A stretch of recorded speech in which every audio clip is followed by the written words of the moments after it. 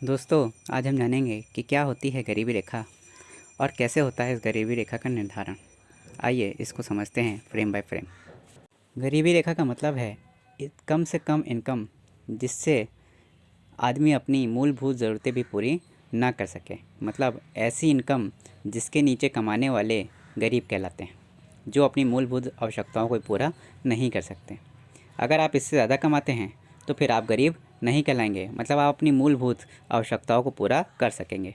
अब ये सरकार ने कितनी निर्धारित की है, तो अगर आप गांव में रहते हैं तो ये 1632 रुपये है, और अगर शहर में रहते हैं तो 1944 रुपये पर मंथ।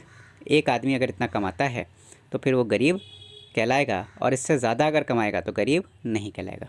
आइए इसको समझते हैं कैसे। मान लीजिए एक आदमी है जो 8,000 कमाता है। अब सरकार इसको गरीब मानेगी या नहीं मानेगी?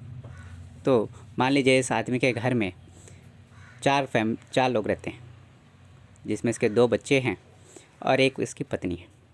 अब ये 8,000 कमाता है, तो 8,000 कमाने में अगर सबको बांट दिया जाए तो 2-2 हज़ार रुपये सबके कमाई हो गई, इनकम हो गई। पर हेड सब 2,000 कमाते हैं। सरकार कितना कहती है? सरकार कितना मानती है? 1944। मतलब ये सब गरीबी रेखा से ऊपर कमाते हैं, मतलब ये गरीब नहीं कहलाएंगे, है ना। तो ये अपनी मूलभूत आवश्यकताओं को पूरा कर सकते हैं। अब हम आगे समझेंगे कि क्या वाकई ये सब अपनी मूलभूत आवश्यकताओं को पूरा कर सकते हैं। इसे समझिए। 8,000 कमाने वाला ये व्यक्ति हर महीने 840 रुपये 50 पैसे सिर्फ गैस में देता है, 1,000 रुपये इलेक्ट्रिसिटी का बिल देता है, और अपने बच्चों पर पर महीने की फ़ीस, एक बच्चे की कम से कम 1,500 रुपये। अगर वो सबसे छोटे स्कूल में भी पढ़ाता है प्राइवेट में, तो उसे इतनी फ़ीस देनी पड़ेगी।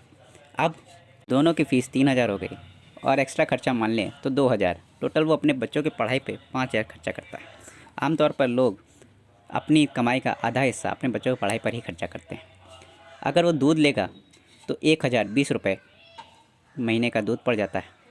अगर इन सबको जोड़ा जाए तो 840 रुपये, 1,000 रुपये, 5,000 और 1,020 अगर ये जोड़ा गया तो करीब होगा 7,860 रुपये, जो कि बहुत ज़्यादा कीमत है। क्योंकि दूध अगर महीने में आधा लीटर भी लेता है तो 1,020 रुपये पड़ेगा, गैस 840 पड़ेगी, इलेक्ट्रिसिटी उसको ज़रूरत ही है। ये सब उसकी मूलभूत ज़रूरतें हैं।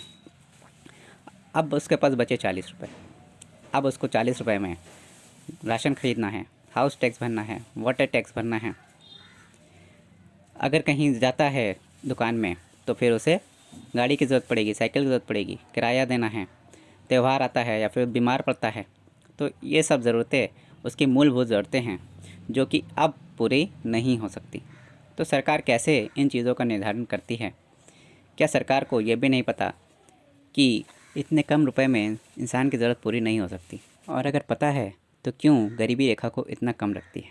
इसे हम दूसरे पार्ट में समझेंगे। एक शायरी के साथ अपनी बात ख़त्म करता हूँ। मैं कड़ी धूप में चलता हूँ इस यकीन के साथ, मैं जलूँगा तो मेरे घर में उजाले होंगे।